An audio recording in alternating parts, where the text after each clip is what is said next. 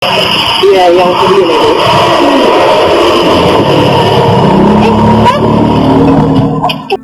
Viral aksi maling di Aceh berkedok membeli di konter handphone, wajah terekam jelas di CCTV. Beredar di media sosial sebuah video yang memperlihatkan seorang pria terekam kamera pengawas CCTV melakukan pencurian di sebuah konter handphone. Peristiwa tersebut terjadi di Kecamatan Kota Juang, Kabupaten Biren, Aceh pada Selasa 7 September 2023. Dalam video yang diunggah oleh pemilik akun Instagram @medsozone, terlihat pelaku dengan menggunakan kemeja dan topi berwarna abu-abu mendatangi konter untuk membeli sesuatu. Namun saat penjual lengah, ia langsung menyodorkan tangannya dan mengambil handphone milik korban. Saat menyadari bahwa ponselnya telah hilang, korban hanya bisa berteriak dan meminta bantuan.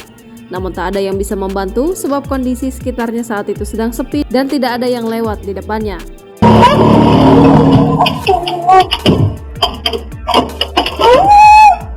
Unggahan tersebut sontak menuai beragam komentar dari warganet.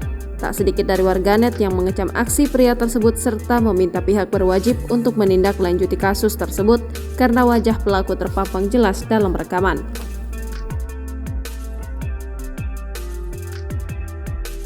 Download Tribun X sekarang, menghadirkan lokal menjadi Indonesia.